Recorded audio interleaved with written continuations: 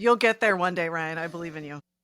This week, Lindsey doesn't miss a beat with dispatches from both Air, Water, and the exclusive Slate Truck launch. Dan discovers that he's not really a Bronco Raptor guy, despite his hairy chest and tough guy demeanor. I get bougie in Boulder with the Fuelfed set, and we debate the car we'd choose from hell's own rental counter. It's That Car Show. The kids are all right, and we are coming for your forerunners, Eli. Right, well, welcome to this week's episode of That Car Show. The gang is all here, but I wanted to start off by introducing a phrase and a little bit of information. In the UK, we have a phrase called parish notices. What does that mean? Well, that means it's a traditional British phrase that's often used to make a few announcements before things start. So in British tradition, I'm going to start with some parish notices. The very first one, you guys will be using it in all the meetings that you go to, and it'll be like, what's this? I've become more British. It beats housekeeping.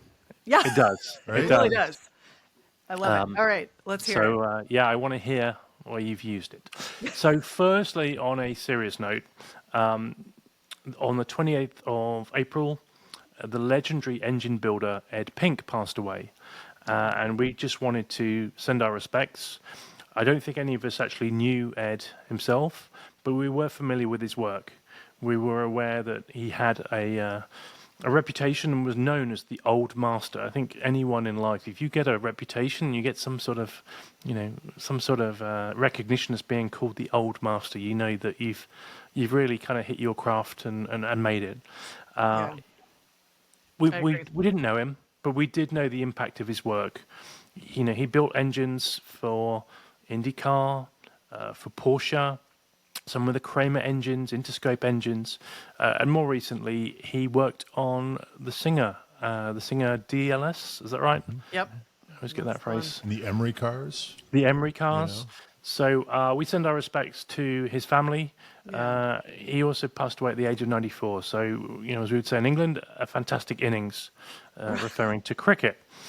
So that was the first one. The second parish notice, and I'm going to wear a dog collar next week, I think, is that we had a lot of people on the social medias either give us feedback, they shared some of our posts, and I just wanted everyone to know that didn't go unnoticed. We're incredibly grateful of everyone who, you know, has shown, you know, real interest in this podcast really early on. So thank you. Please keep going. Please, you know, continue to subscribe and add comments, reviews, all that sort of stuff really helps us. But thank you for everyone so far. Right. And Is this where I say amen? Yes, it is. And I wanted to say specific thank you to my friend Wendy, her Instagram is Brit Porsche Girl. She has been an immediate early supporter and just so genuine. And I think friend of the show, Tori Alonso, as well. Like they've both been immediately on board and genuine and very helpful, and we appreciate it. So you said Wendy? Yes. So Wendy's going to get the parish notices straight away without any explanation, isn't she? Right, exactly. Yeah. Well, and Wendy lives in Sheffield. Ah. Yeah. That's perfect. Do they make watches up there? We've heard. I mean, I think we know a guy, right? By proxy, yeah. So last week was a big week in the car world, and in particular, a new manufacturer came to the table, and they brought potentially what is going to be one of the most revolutionary cars to market, to awareness. And we were lucky enough that Lindsey was there on site, got an invite to the press launch. So Lindsey, tell us all about Slate Automotive. So Slate Automotive, they had their reveal on Thursday night. It was at the Long Beach airport in one of the warehouses there. And it was very, you know, cloak and dagger. You had to respond with a password to RSVP. You didn't even tell us, for the record. I didn't tell anybody. I had my dear friend Derek Powell. Everybody knows Derek Powell. I feel like there needs to be a bell. Hey, Derek. When we say Derek Powell. So Derek and I knew that we were going. He was the only person that I even acknowledged that I was going to. Everybody else found out after. So anyway, was thrilled to be there, thrilled to be included. Our friend Kat Saville, who was at the Peterson, included me. She was at Tesla. Now she's at Slate. And so they had several of their executives, the head of design, Tisha Snyder, Jeremy Snyder, who's the CCO. And Tisha, I don't know that that's her last name now that I think about it, because they're not related. So they may have the same last name, and I didn't pick up on it. So I apologize if that's not the right name, but she's the head of design. And it was really fun to see a woman speaking. And then their CEO is a woman, Chris Barman. And they all spoke about the company and the mission, and that they want to bring an EV option to the under 25,000 range of the market, because there's a lot of people that would be interested, but so far EVs have been inaccessible to them simply because of the cost. And so it's under 25,000 after government rebates. The trucks are all assembled in the US, and they have 4 different variations. They have a single cab, it's like a short bed pickup truck, but then you can either configure it and have Slate assemble it the way that you want it, or you can buy the pickup truck itself and buy the parts and put it together yourself also, which is an interesting concept. Will that still be under warranty? So that was part of the discussion afterwards with several of my friends who are automotive journalists in LA was, if you have people that are installing it themselves, how does that impact, or does it impact, can you still claim that you have a 5-star crash rating? Like if you're not the one installing it, you know, where does it change to, well, this was an aftermarket part.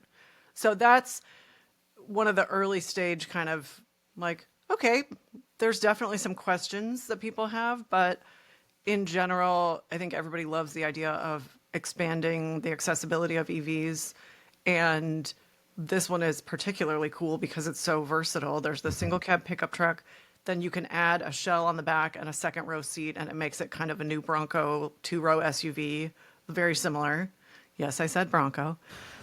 What are we, 3 Come on, minutes in, Dan, and I've already sleeping on said the job Bronco? here. Also this week. Yeah. So I'll be listening out.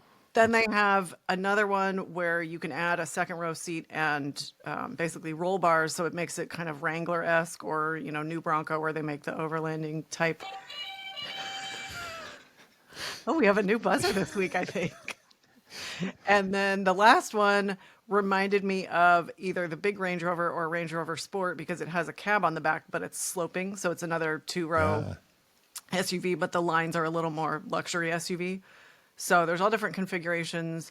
You can add, you know, different levels of trim. You can design a wrap. You can have Slate apply it. You can do it yourself. It's a modular sort of take it to It's the very extreme. modular. Yeah. And so you can design it to fit your life and what you need. So one of the things that they talked about is that, you know, the way they describe it is that they're built in the U.S., assembled in the U.S. And not just the U.S., but Indiana. That's like Right. extra U.S. Right, Just saying, exactly. Extra America. Yeah. Ultra America. Exactly. So they say that they are manufactured here. One of the points of discussion afterwards among the people in attendance was some of the parts, the U.S. has not had the capability to actually make those parts in 30 years. Yeah, but that's anything, right? Right, exactly. So it's a little bit semantics because they are being assembled here, which is super cool. And, you know, that, like, I love to see that because obviously, hopefully it helps create jobs and all of that. I think that's only positive. So it's more like you can parse out what your definition of manufactured versus assembled. Right. And then, yeah, I mean, definitely some early stage questions, but their team, I mean, listening to them was really inspiring. Yeah. They all have, like, several of the executives and a lot of the team have EV experience, especially at Tesla. So they've been in the space for a long time. They've seen an organization like that grow. And I think they're applying everything they've learned, you know, what to do and what not to do. And they just really seemed excited to bring this to the market. And it was really, really well done. The excitement, you know, everybody, it was very palpable. Some people had seen spy shots. They had they dropped one in Venice, California the week before. And again, you know, I'm not telling anybody. So I'm like, wait a minute, what's going on? So I sent it to Derek and I'm like, is this what I think it is? What's going on here? How big is this thing? Like, what is this? It's not big. Like, scene here. It's tiny. Because I'm sort of under the impression it's the size of like one of the old school Ford Rangers or something, if not the new one. I think a small. I think a it's small in between. pickup truck. It's like Okay. a light truck size. Yeah. Okay. Like okay. is it the Suzuki Jimny? The new one? Not that small, right? It's not that small, but it's definitely it's light truck class. Like, it's not a full size pickup truck, and I think that is going to I think that's going to help because it may have a broader audience. Not everybody wants to drive a full-size pickup truck, or doesn't need it necessarily. Dan, can you ask our off-camera assistant when the last car available in the U.S. was where you could opt for roll-down windows versus electric windows? Because I believe that you can actually get roll-down windows. That's how functional this thing is.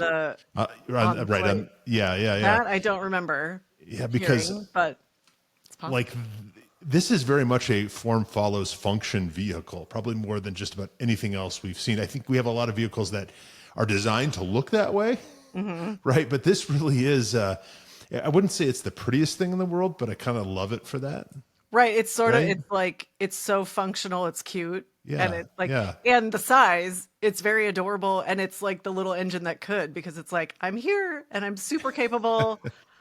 What's not to love? And they had a great swag bag at the event, and What was in this swag bag? Well, we got, for those of us who weren't invited. That was part of the mystique. They said in the RSVP form, they said, if we were to surprise you with something with like your name or whatever, what would you put on it and what size are you? Oh. So we got jackets with whatever name or phrase or whatever you wanted embroidered on them. And then we got Slate hats and then a really fun little activity book, which my junior car reviewer immediately took.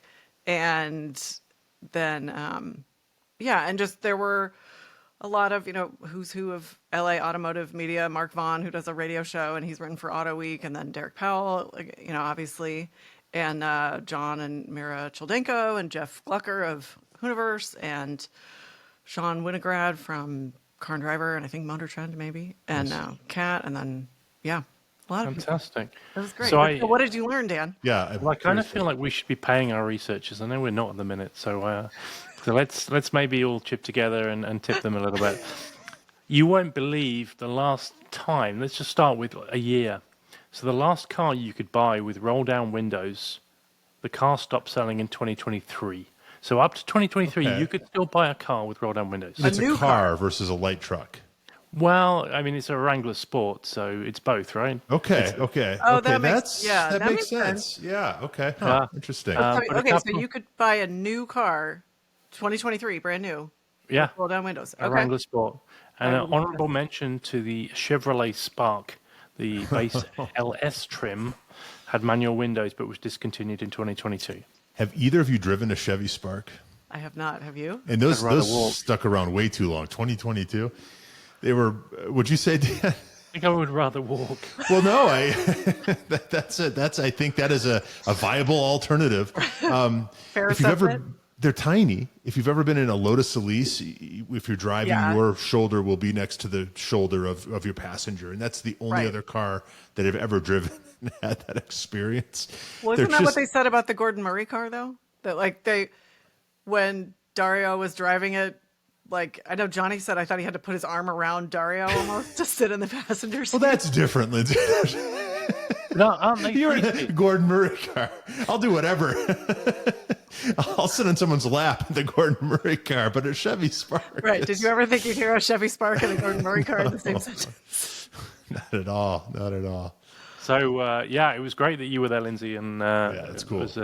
It was cool to be at the forefront of the action. Happy to represent the team, right? I do have more questions though, if I may. Yeah.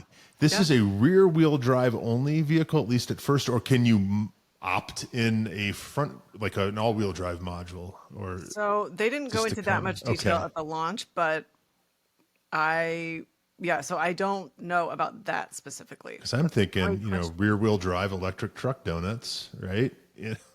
What's not to love? Yeah, and anything about it where you think they missed the mark? Like, was it? I'm shocked that they kept it the secret that they did, really, for as long as they did. It's really remarkable because I know that's worth something. Certain people have known about it for years at this point. Yeah, so like you. Well, no, yes, you're absolutely right. That's exactly correct. No, I think as they start to roll out those types of things, you might go, oh, they could have done that differently. But at least for right now, because it is still, it's not a concept, like they will be building them, but because it's not live yet, everything so far seems like it's aligned with Yeah, what they are yeah, trying to yeah. deliver. And hella timing with the tariffs, Jeff Bezos. Yeah. It's probably a conversation there for a future Yeah, episode. the man can build a rocket and launch a car, huh? There we go. That's right. And that's political as we're going to get. It reminds me like if IKEA made cars. Yeah, it's that idea. It's like you take only what you need almost, Yeah. and you can Basics. like heavily configurable to whatever your purpose is. I mean, that part of it is incredible because there's Yeah. so many people that have different needs and jobs, and to find something that you can customize exactly for what you want, that's the only vehicle like that new right now without having to do a bunch of work.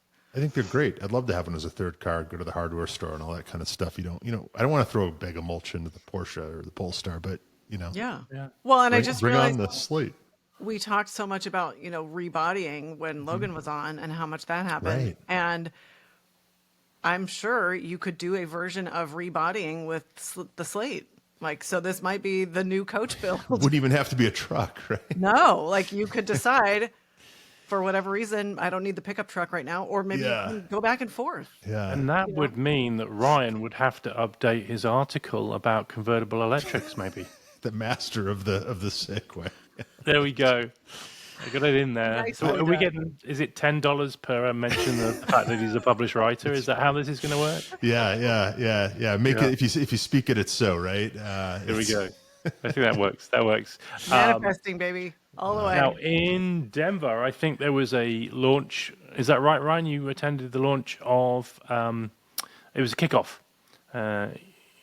Was it Fuelfed kickoff? Oh yeah. Yeah. like where have I So been? with one good link, I then do a bad link, right? I love Colorado. Not a whole lot of new car, launches here, though. Apparently, I know Slate Motors was like Denver, LA, Denver, LA. Hotly contested debate about Hotly where to do contested. it.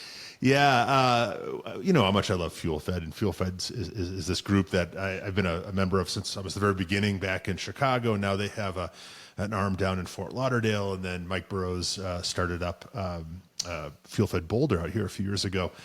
And for a group that's still kind of under the radar, it was a huge turnout. We had a beautiful day. I think this was the first year that they did this with the blessing of the city, right? Lesson learned, if you want to do something, don't ask for permission, right? If you want to build that addition to your house, you start building it, then well, now we're building it. You can't tell us to stop now. And that's kind of what they did, right? Obviously, this is a much more benign sort of, beneficial sort of event. But yeah, sure enough, they had the official barricades and a couple streets open, much more room. And the cars that show up are just incredible. Obviously, there's some good money in Boulder, right? But also the enthusiast scene is incredible, and just it's always amazing what rolls up. And just seeing, all the friends and folks you haven't seen all winter, it was just great. It was great. I only wished I'd had stickers to hand out for that car show. Those didn't arrive till today. If you want one, slide into our DMs, I guess, and we will send some off, or just find us at the next Fuelfed event, or Crystal Cove, or Exotics, exactly. right, in Seattle. So. But to bring it back to Fuelfed, just a great event. If you're in Colorado, I mean, it's worth a drive. It's, I think, once a month now through fall on Pearl Street in Boulder. And it was just fantastic. There was a Testarossa next to a TR, right? A 512 TR. So I've never been able to sort of compare and contrast, And especially in the real two. life. With your own, in person. Yeah. It's and you realize, there's some significant differences, right? Like the engine cover in the back is painted black on the 512 TR, and it's also about half the height. You don't pick up on that stuff seeing one, in isolation, right? The lights are front. At the front, the lights are different, aren't they? The lights are different. Pop up to glass perspex behind. Yeah. And then there was, what was that final 512 TR that had the twist wheels and everything? It was the really special one. I don't know what that was. Was it an M? But it was the M. That's what it was. Yeah. That's what it was. So maybe next Fuelfed there'll be one of those, and you can see them all. But just stuff you just don't see anywhere else. got a buddy who brought his Lotus Elite, right? Just I don't know. That's where you'll see an Ariel Atom or a random vintage Bugatti. May or may not be drifted for Logan, but it's just That's an elite group. Yeah. It's one of the special events that hasn't been commercialized, right? It's still fun. It's a mature group. No one's ripping out of the lot at the end of the day. It's just a great group of like-minded people. There are people. There are that car show people, right? If you follow. So speaking of kudos that to all car show them. people, you also bumped into a friend of Lindsey and mine, right? Oh yeah, shout out. Well, a couple of them, but I think you're referring to Eric. Right? Eric yeah. from Dream Drives for Kids. He had the shirt on and everything, and he recognized me. I put two and two together with the shirt, and he and his wife, is it Amity? Is that Amity, I think. Yeah, lovely people. Really, really cool people. I love them. Yeah. It's such a small world sometimes, and It really is. they went on and on about you, Dan, and how much you've helped them with their fundraising and all that. You're too modest, so Well, I didn't even know half of that. But Lindsey was there as well. I think Lindsey actually was one of the few that bid, whereas I kept my hand in my pocket. Oh, So, Well, the funny part was there were a few things that really kind of hit home for me, and especially they had the one where you could just bid to put together the boxes that they give the kids that get to go do the tours. And I had my daughter with me at that event, and she started getting into it. She's like, "Mama, I want you to have this auction item. We got a bid." yeah. That was prompted some interesting discussions about fiscal responsibility versus charity versus what's the happy medium, and also helping people. And Auctions are dangerous. Well, but you can always say it goes to a good cause. the one that really caught my attention was the photo shoot for your car, and I bid on it, and then I immediately got outbid, which is what you hope, right? Because they're raising more money. But then my daughter said, "No, I really want you to have it," and she kept trying to raise her hand. It's we should Down, probably child, explain down. Yeah. I'm like, a "Stop." little bit about the actual charity because Yes, you'd be the best one to do that, I think. so I mean Lindsey could obviously do it as well. But so Eric has been very fortunate enough to collect a large number of fantastic cars. Right. But he made a decision to do something with them as opposed to just showing them off at Cars and Coffee or taking them for drives. So he got in touch with local hospitals in his area and basically said if there are children that are on a journey of sickness, so they're either fighting something terminal or long term, he wanted to put a smile on their faces. So he would turn up with one of his supercars and take the kid out for the day in the supercar.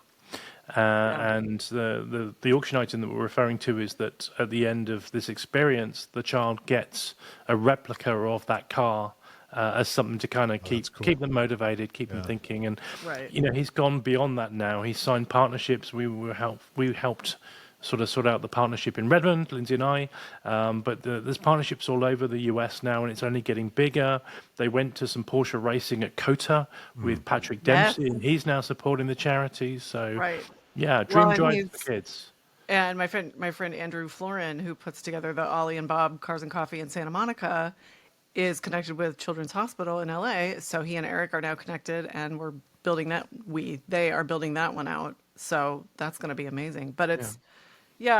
It reminded me, listening to Eric and Amity talk about all the kids that they've met, and we all, you can imagine the impact that has not only on the child, but the whole family is impacted, especially if they're siblings too. It just changes everyone's lives. And it reminded me, the school that I've driven with up here, Performance Racing School, they used to take a team to Daytona and do the 24-hour circuit, Daytona Le Mans.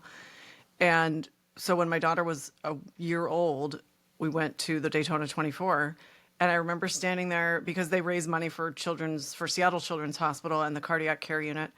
And it hit me, I'm incredibly lucky that my daughter's healthy, but people donate. I think you get involved if you've experienced something like that with your child, or if you realize how lucky you are that your child is healthy, you donate to help the families that are dealing with these situations. So I love the work that they do. Yeah. Can you imagine, if you're a kid and you're sick and that comes into your life? I mean, it would just, I think it would just, it would be healing, right? I mean, it would be it would just change everything. You know, it's just, and they're lovely people and just a great They really are. organization. And yeah, so need to finally meet them.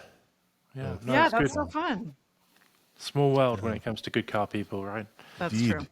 Yeah. There were some other, I think, chance meetings though over the last week, if I'm not mistaken. I want to hear about air water, Lindsey, too, but you ran into our pal Dan McInnes. I did. I was going to say there was a lot of like cross pollination, Pacific Northwest, California, Colorado. Yeah. Everybody We was got in our the wrong funky spot. little Bermuda Triangle going on here, don't we? I know. Well, I mean, I've said it before, you know, Crystal Cove is my favorite spot in the whole world. I was very lucky to grow up there in my detective trailer on the beach. And then we need a theme song whenever that gets mentioned, right? Yeah. Some bum. and so, you know, I had the unique luck to be able to walk up the hill and cross PCH to one of the original Cars and Coffees in Southern California. Awesome. Or one of the bigger ones that then went to the Ford headquarters. But Crystal, and so the shopping center is kind of, that's what's left as far as places I can go there. And there's no formal Cars and Coffee there anymore, but it's an amazing car show any day of the week, any time. I mean, I was there Friday afternoon and, you know, it's just unbelievable. There's a Super 90, like pulled in, and there's a Porsche Super 90 Speedster next to a like 65 convertible Mustang, and then an Urus and all kinds of stuff. But yes, so I got a cup of coffee and I'm walking out and I hear my name and I think, what's this? And it's Dan McInnes, of course. And he was with our friend John Nasser as well, I think, right? It was a whole crew. There were two Johns and then David Reichman, who's wonderful. Had so much fun. He's got a gorgeous, it was his Speedster. I didn't know that. Okay. That I had seen in the parking lot. It was so funny because Dan said, you know, we connected and then he said, yeah, and she's on the podcast with Ryan, and everybody perked up. Well, I know Ryan. Wait a minute. You're being kind. But it's funny because I was walking the dog here in the neighborhood. I guess it was probably a few days before that. And who did I see but John Nasser walking down the street? And like, John, you don't live anywhere near here. He said, well, I went to go up to this place up the street. It's an ice cream shop, and he's going to walk back to his house. It's like 2 miles. It's like these guys get around, you know. That's so funny. Get out more, but no, I love those guys. David's a neat guy too, and I ended up talking to him for a bit at Auto Kennel. Okay. The morning after Airwater, excuse me. But it was so funny. Once I saw Dan, then I realized, because I'd been going south on PCH, coming up to Newport Coast Road, or Newport Coast Road, which is a really fun driving road. That's where I took the Gunther Works Speedster, one of the first places. It's big, sweeping turns and just amazing. Wait, we're playing that now for the Gunther Works? I just felt like playing it. Yeah. You got to hold it closer to the mic. We need the full impact. I am the voice of the audience, you see. Right. So. Like, there we go. Like, we get it. You got to drive the Gunther Works. Yeah. But, so anyway, I had been driving south on PCH and I saw this green Porsche turn from Newport Coast onto PCH, but it was far enough. Yeah. And then as soon as I saw Dan, I'm like, I saw Dan like an hour ago, but I didn't know. And that guy, his car, everyone takes a picture of his car. I know. So anytime he's anywhere, I open Instagram. I guess you could flip the switch to Instagram. Yeah.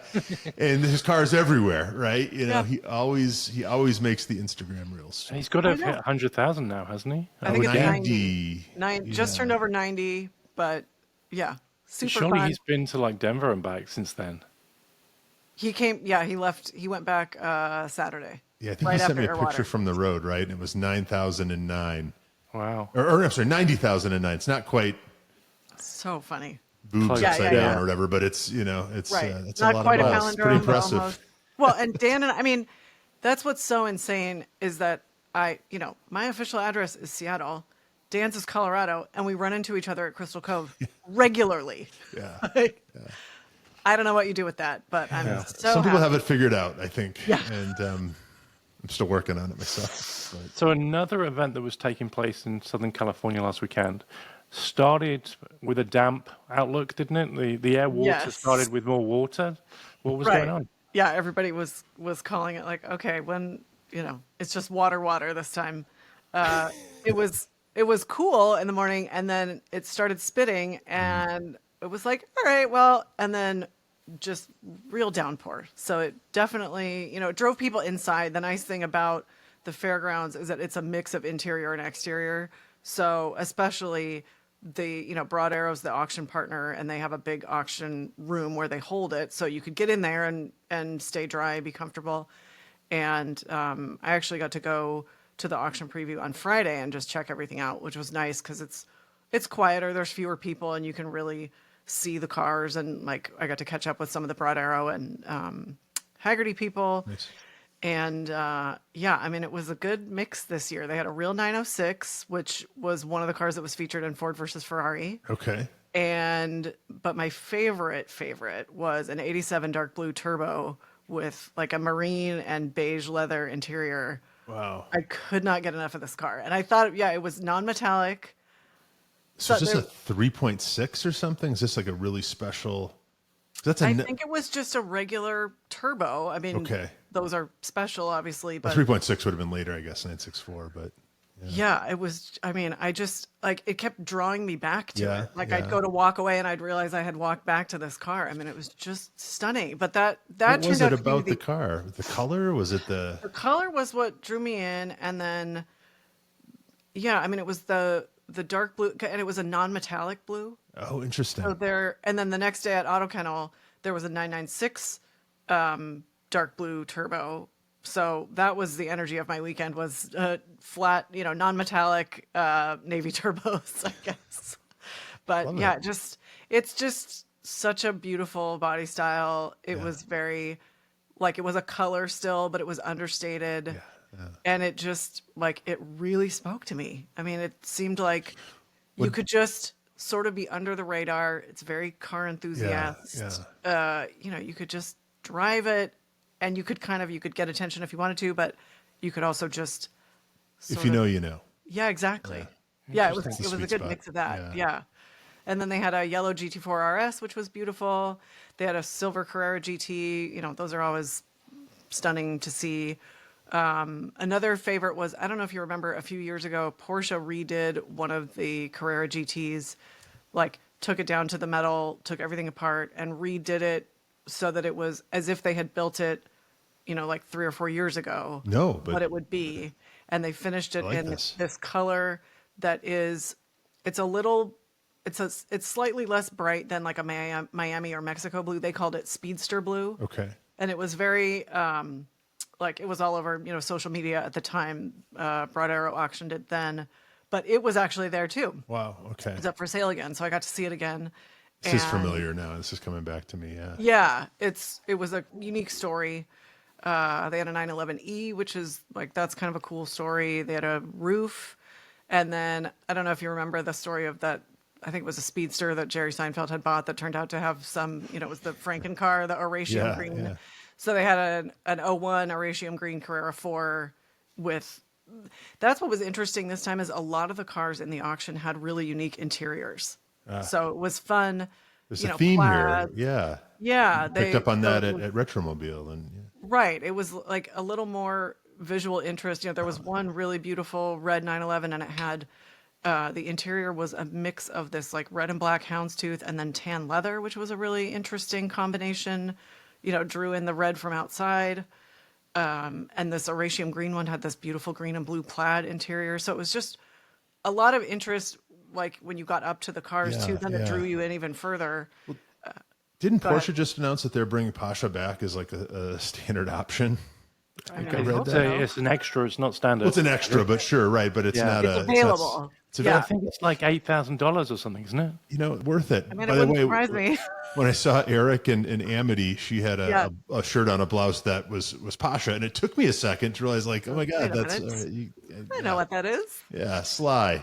Yeah. You were staring at her blouse for 5 minutes trying to work it out with your own. I was going to say I was looking eye to eye for 5 minutes, and then I happened to, There we go. There we go. Did the general consensus to the auction, was it successful? Did most cars sell? I haven't seen the numbers, buy? actually. Yeah. What did you buy? No. I mean, I was sorely tempted. But what I was going to say was it was fun to go to the preview on Friday and then get to walk around the grounds a little bit too, because they had a 935 that was in one of their, their iconic kind of platform displays. And they also had the AO Racing Rexy and Roxy dinosaur Porsches, those are my daughter's favorite. We love those. So I got to see those up close before the event. And yeah, I mean, it was fun. Well, got to see Trent Abbott, which is always a treat. Cool. Like, he's hilarious. And then Paul Kramer was there, Matt Farah. So Saturday, it was nice in the morning. I got there really early and then started to rain. But before it started raining, we got to see Matt Farah, Sarah Trimble, and then Peter Brotman, who is a friend of mine that I saw at Retromobile. So that was really fun. And he was just about to go on the Cal Mille. So he's going to have some more I know him from the stories. Grand. So Yeah, he's awesome. His Miura is my daughter's favorite car. Awesome. So he's a good guy. Well, because I mean, it's almost like the people are the best part, right? Like with anything, right? It's the cars are just the kind of the well, expense, and with the rain, it sort of illustrated that even more, because like it dampened it a little bit in the sense of you couldn't just move freely. You had to be a little more strategic, but it also didn't really, because you're running into people. I saw Dan McGinnis again. We had talked about it. He was going to be there. But my two favorite cars I should say two favorite displays. They had two of the GT3 RR, the Rennsport version that they debuted at the last Rennsport at Laguna Seca. So they had two of those. One was full carbon and one was this really beautiful blue, graphic livery, gorgeous.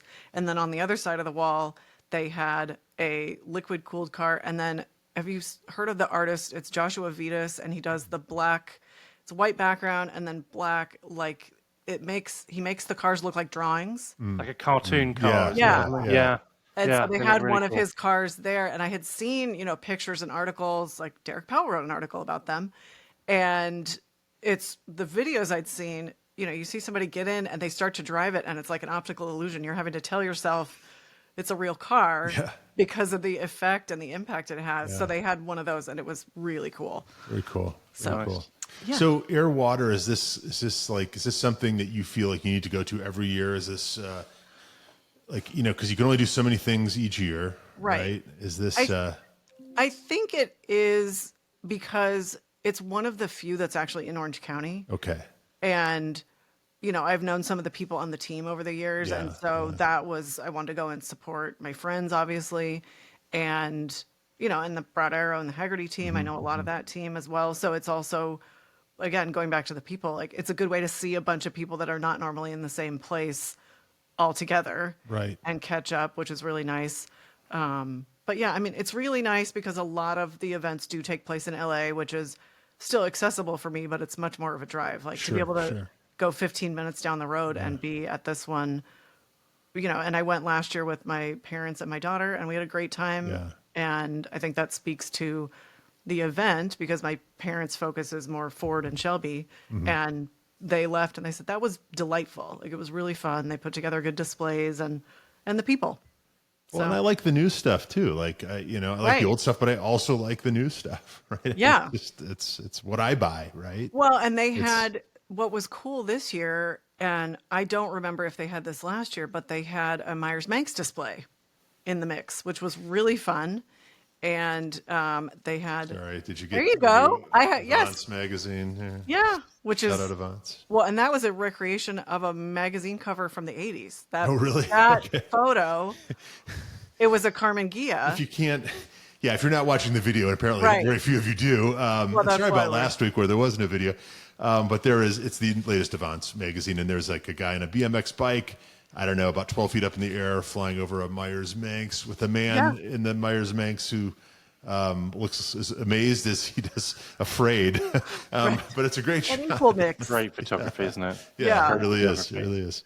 Yeah, so that one, Ryan, you got to go to Bassam's book launch with Myers-Manx, and so it's, again, I mean, we always say the car world is so connected people-wise, and even all the vehicles are so connected. So they had their bus, which was also featured in Ford versus Ferrari in the background. Excellent.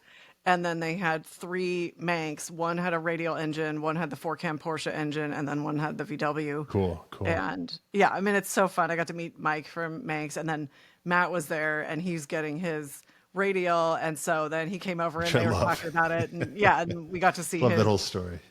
Yeah, and we got to see his spec, and it's in process. So yeah, it was just really fun. You just realize how important sound is in a car, right?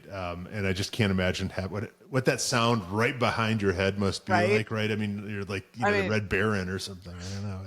I know it'd be a that different engine experience. in a vehicle that light. Yeah. I mean, it's got to be a hell of an experience Yeah, for sure. absolutely. Lots of fun. Shall I bring us back to reality for a little while? Do we have to? It's no fun, yeah. You kind of have to. I think it's, we get all these great experiences, but also I our know. audience, they want advice, they want insights. They do. And they came here? Right. I mean, I guess Our heads are in the clouds. Come on. It's- the Last Chance Saloon. That's the car show. So I had a dilemma this week. I was down in LA for business meetings, and I got to the rental car lot. And I want to know what you guys would do. I'll explain my process afterwards. But Right. you get You're to the going to give rental us car the lot. premise, yeah? Yeah, you get to the rental car lot, and they say, right, here is your row, and you can pick any car from the row. And the row was right near the front, so it means it wasn't a great row. These are the sort of cars. Immediately no. I like it when It's funny how we all understood. Yeah. Yeah, but it Car was like people they get looked it. at me and said, yeah, just yeah. And it was like no walk at all, right? But the row consisted of a few cars, and I'll name them. And tell me, like, which would you pick? What's the one that really, you would go for, and maybe even fight someone else with their luggage? This was try and not get the in president's first and grab the circle. keys. Okay. There's This a is rental car cage match going on. president's Rental car afterthought cage match. row. Maybe we could make the next UFC millions out of that, right? So the cars were, and I say cars, they're kind of more like mini SUVs. The Hyundai Kona, Okay. Okay. the Chevrolet Equinox, Oh, no. yeah, Yeah, the Ryan Jeep, has a story about that. the Jeep Compass, Yeah, also, oh, no. the Kia Sportage. Yeah, That's sounding better in this I know. group. Yeah. Like, it sounds like cheese. Let's go. Kia fromage. Let's go. the Ford Escape Yeah. or the Nissan Rogue. So Oh, what do you man, go that is for and like why? or what was the last one? A Rogue? A Nissan Rogue. It was like a Rogues Gallery, right? I was going to Yeah, say. this is Like the Reject Rogues Gallery. it's like this is the worst I lineup must ever. be This really is- careful here, right? Because 2 weeks before I went to Enterprise, and I'd used points, and I'd booked myself a Corvette, and I ended up driving off the parking lot in a brand new 911. So Just- Enterprise are great. Just this week I was on a budget. Yeah, yeah. Right. Well, yeah. Sometimes you hit it and sometimes you don't. Yeah. I will say, I was just talking to someone who has a Kona and had an EV before that and was raving about it. She said, for what it is, it's Yeah. very simple. It gets me around. It charges quickly. It's comfortable. It does a good job. I do the So- Kona in that group too. Yeah. I've never like, I would driven it, but I've definitely- driven every other one of those. So my process of elimination, Kona it is. Yeah. I would Are you consider- owner as well, Lindsay? I would take the Kona. I did have a Jeep Compass, in 2015 as a rental car, and I had a little bit of I think I have a soft spot because I had a little bit of a Final Destination moment in that car where traffic suddenly came to a stop and I looked in the rearview mirror and there was a semi fishtailing towards me from Wow. behind. And I was able to get myself out of it. So the Compass, did its job. Yeah. Okay. Yeah. So, So would you go for the Compass or would you go for... I think I would go for the Kona because I would want to try Yeah, something yeah. new. Interesting. Do you want to break down why each one of those models is awful? Well, much I don't time think do you we've got enough time on the podcast, have we? But let me explain my process, okay? Yeah. What was where did you go? Yeah. So So how did this all shake out? Well, I landed in LA, and it's sunny. It is. So as I'm walking along the line, the first thing I'm looking for is a sunroof. I actually don't care what badge is on the front. Sunroof, and none of them had a sunroof. Oh. Okay, so I'm Dun, like, dun, okay. dun. So immediately, Getting fresh off the 911. fresh off the 911, which was Yeah. convertible. Yeah. Immediately, I ruled out the Equinox. I don't know why it just does not appeal to me. Maybe I'm a brand snob, I don't know, but like that was straight out the window. So then the Ford Escape, I've got friends who've had big engine problems with their Ford Escapes. So I was like, no. Oh. I'd actually take the Equinox over the Escape at this point. Yeah. Okay. I just haven't seen one of the current gen. Like, I drove one of the first generations for a bit, and I used to joke that it was made of Legos, and I love Legos. But Yeah, those first generation ones were kind of cool, the boxy ones, but now they're just like they're like they were just super drive like light. they're dead. Like, yeah, there wasn't yeah. a whole lot to it. You know, no pickup. Are we still talking Escape here? Yeah, Yeah. And not was much it- escape in the Escape. No. I once took one of those first generations off-roading and ripped off the whole underbody, and I returned it, and no one was the wiser. So I don't know if I do that in a new Escape, though. That's a little too Statutes of crossover than. limitations? Does that mean that you're... Well, that was like Criminating 2004, right? Oh, you're good. Maybe earlier. Yeah. You're good. Was it an Anyway, Escape? back to the. Yeah, was it an Escape we took to Pikes Peak? No, that No, it was was an Edge, That was right? an Edge. Edge, Yeah, Edge. That, There we not a go. terrible Which is car the one in this above. company. Yeah, that's Yeah. No, the edges are good. yeah. So the Heard. Equinox was out, the Escape was out, the Sportage was out. I'd had Rogues before, and I thought, well, what's going to be the most comfortable to sleep in? And Where's gotta the be the buzzard, Jeep Ryan? We need our own Buzzard, buzzers. right? Yeah, We you can't have to talk get a about Buzzard sleeping in a XP. car. But I went for the Jeep just because you know it's a known quantity. It's relatively comfortable. Right. You know, Those and- aren't terrible. Yeah, it was. Well, and it's a and good amount of it was space. fine.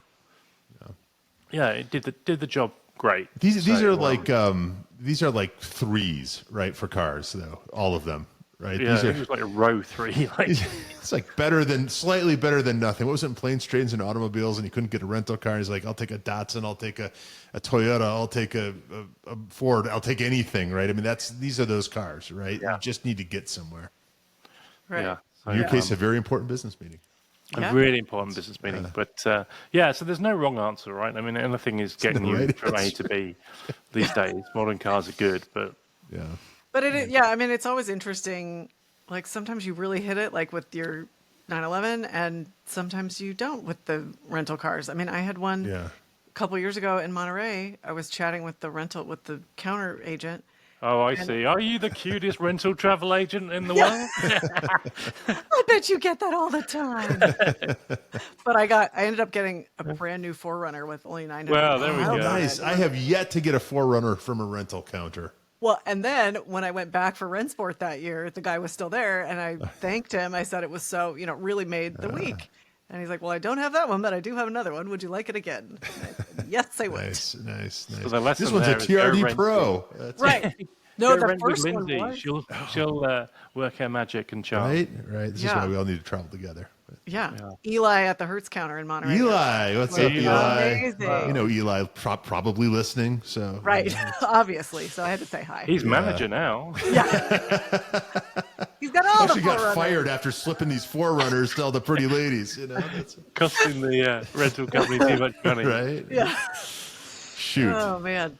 It's a good time. wow. Yeah, rental cars are If you- always, it's a weird lottery. Well, if you've flown into Monterey like for Car Week, it's a tiny airport, right? Right. Like I mean, it's in notoriously bad rental cars because Oh, they're yeah? just like beaten to crap and lots Well, I think lots they- of threes in that rental fleet. I think they step it up for Car Week because when I Yeah, was well, walking not for- down not the for row, me. there was a Maserati. Oh, there was There was, Dan. there you were, hear- it's calling know. siren song. I actually think that Eli was showing Lindsay a different part of the parking lot to where we went to. Yeah, that was just somebody's car. no, you That was guys, his no, own no, no. car. That was Yeah, I think we got the budget end of the car park. right. But yeah, car funny. rentals. What can you do? It's So I've got an English phrase when I go to my check-in at the car rental, and I just say, "Have you got anything fun?" And usually they kind of go, "Okay, well, this person might be a car person. Let's see what we can find out for them." Well, aren't you pulling the I'm a car journalist thing like I did? I'm not as well published as you, Ryan, unfortunately. Five articles I'm up to. Come There on. we go. At what point is it official? But I think you I should. think when you Now. can count Slide them over on one your of those new hands stickers. and toes. Yeah. I work with Ryan Barkey. I'll try that next time. yeah. You may have heard of a little show called That Car Show. I don't know if you know, I'm kind of a big deal. Yeah, also I'm British. That's got to count Parish for notes and something. all the rest. The adventures in car rentals continue. Watch out for the next installment. Sorry. Right. Also, do you have anything fun as a Britishism? I don't know whether it is or not. But Oh, okay, okay. It kind of feels like the person at the car rental place is like, oh, well, maybe this person's a car I see. person. Maybe Okay, we might, okay, more of a car. Okay. like to surprise and delight or something. Okay. But yeah, I'll let you know how that goes. Yeah. Well, let's what just throw down this as a challenge, right? The next time we travel, okay, fly to an airport or something, get a rental car. Who can come back with the best rental car without paying extra? Yes, that's the key. Ooh. Okay, so it's an ongoing challenge. Yeah, so it might not be, I'm not going anywhere tomorrow, but, maybe next month or maybe That next makes week. So. one of us. No. And we need to make sure that Eli's not included in this, or else we're going to lose straight away, right? I can't leverage my resources. Is that what you're Right? saying? Well, Eli, I'll never forget that name now. That's a good one, Yeah. right? That's Well, an and he was easy one. so nice, and just super helpful. And it really did. I mean, because it was a brand new car practically. And, Well. You hear things about Forerunners, especially the first gen, like underpowered and whatever. This one was perfect all the way around. Well, Eli, we'll see you in August, buddy. Yeah. That's, I love it. Nice to see him. I test drove a car last week. Oh, what did you drive? So, how sometimes you kind of look at a car and you're like, I wonder if it drives as it looks. Yeah. And I managed to get the keys too. And I don't know if we should use a buzzer here because it's me saying it, not you, Lindsey. But the Oh. Bronco Raptor, oh, wow. or the Braptor. Braptor. And it's a divisive car, divisive truck, Okay, so isn't what it? did you think, Dan? Yeah, so my expectations were incredibly high. Yeah. I told a couple of friends that I was going to test it, and both of them said exactly the same thing. You won't Independently like of it, each it's other. too big. Yeah, it's Oh. too big for you. You won't like it, it's too big. So were you So- test driving it with an eye to possibly purchasing one, or was it just the opportunity to drive it? Yeah, This is just so- what Dan does for fun. Yeah, I mean, just me wind too. up That's why I'm. people. That's why I'm clarifying. So I was thinking about swapping in the Audi and the Corolla and getting one do-it-all car. Yeah. So it's something that has performance, that you can take the top off and, can store your tires, all that sort of. I'm not sure whether you get the tires from the Bronco in the Bronco because I think they're Not on the 37 Raptor. inch. Yeah, 37 those inch are- tires. It's almost anyway- like Rambo size. Exactly. Yeah. They're massive. So anyway, I went to the dealer and I'd specifically asked for a used Bronco Raptor to test drive. I get there and the dealer has the brand new car waiting for me. So clearly he's already thinking about the upsell. Right. So I'm like, how many miles have you got on this thing? I'm really happy to drive the used one. And he's like, oh no, it's here now. So we get out to the car park, and this thing was, you have to climb up into it. And Lindsey, you drove one at the I did Seattle at Auto Show, didn't the you? Seattle Auto Show when we were there. Yeah. Yeah. So you almost need to take some crampons with you to get into this thing because it's so high. So that was the first thing. I didn't realize how high they are. And you then get in it and, it's very familiar, forward controls, paddles, all that sort of stuff. You've got all sorts of extra buttons for auxiliary things like lights, etc. But you're pretty high up, you're kind of truck level high up there. So took it down the road. My expectations were that this thing was going to really, really rip. And it didn't really, really rip. And it did not. No, I mean, you think that because it's got the Raptor brand associated with it, right? Yeah. And it was nippy, but it wasn't like, I was kind of like hoping for a kind of, holy shit, this is quick, Yeah, right? yeah. Right. Like blow your hair back. Well, it's kind of. not Yeah. 500 horsepower, right? It's like 470 or something, right? It's not It's crazy a power. V6, isn't it? They Right, didn't put a right. V8 in it because it But wouldn't fit. Right, but the V6s are faster than the V8s, if I'm not mistaken. Is I it the think V6? Is it Raptor- an EcoBoost? I'm not sure now. You're testing me. I remember it was a V6. I don't even know what EcoBoost means, honestly. I It's think it's the just the turbo. turbo, right? Yeah. Okay. That's the name that they came up with for the V6 turbo It's engine. That's what's ecologically in- boosted. Yeah. That's what's in Okay. my truck. Okay. Yeah. So I don't know what it was, but anyway, so this thing, it didn't rip like I wanted it to rip. It didn't, I can imagine it handles really well in the sand. I can imagine that you just don't realize that you're going over sand, etc. When Which, Right. which I Like it care just about handles not it. at all. right. And how often do you find Yeah, sand in yeah. the car park, right? You guys are going to the wrong car parks. Let's be honest. Right. I hate to admit it to JF Lincoln and everyone else that told me, but it was just too big. It's just But Really? is that because it's the Raptor and you're like extra wide, or would the Yeah. standard Bronco? Because you can't get the Raptor with the manual, right? But you can the regular. Bronco? correct. But the width, it's got extra width. Even and with the it's- standard, it's just okay. Because Yeah. in my mind's eye, they're closer to like a Wrangler, but I guess they're not. I've never driven one. The Raptors they have a volume just- to them because okay. of the additional Just like everything. the fenders and the Yeah. tires are Okay. bigger. Yeah. Everything True. Good point. everything it's like jet puffed a little bit. So last week it was constipated. This week it's Just jet like puffed. me. Love it. Absolutely love it. The Stay Puft Marshmallow Bronco. I can imagine Guys, if you're I had a thought. if you're in Montana or if you're somewhere like where there is a lot of space, I can imagine it's a great car. Yeah. But Yeah. yeah, it just wasn't for Seattle. Well, and if you're, when you look at where you're going to be driving it, you don't want to have to pause at parking garages and Right. like, Right. am I going to right. fit? Right. Yeah. Yeah. It's, You want to be out mending fences in that thing. right. Right. Well, and I know it's interesting, Dan, because I know we talked about it at the time, and I was also very excited to try it out and had high expectations. And that was probably one of the most interesting car test drive days for me because I drove the F-150 Lightning, the Raptor, the Explorer ST, and then the Mach-E GT. And if I had to rank them ahead of time, probably the Bronco and the Lightning would have been tied in what I expected to be first, and then the Explorer, and then the Mach-E. And the Mach-E was my favorite, and the Bronco was my least favorite. And what's a Bronco? What's a Raptor go for? Is it about 70, 80? It's a bit weird at the minute. I don't Okay. even want to answer that. But No, I don't know, actually. So to counteract the tariffs, Ford are doing something called employee pricing. Yeah. So in essence, you're getting, I think, between 15 and 20% off. Okay. But that's also, great. these cars aren't selling.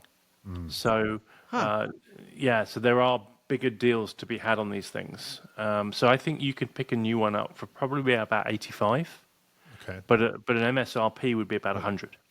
Oh, okay. And there's a lot available at that price point, as we know. And I think that's Yeah. maybe Yeah. the thing working against it the most. I mean, you're talking about, I don't know. Yeah. Well, There's G-Wagon. a I mean, you're getting Well, close to, what's a G-Wagon start The at? Jeep has the, what you call it, is it the 392? Yeah. Yeah. So that would Also, be, like, kind of panned, though. Like, people never really got Yeah. crazy about those. but I think people like that because it is a V8, right, versus the V6.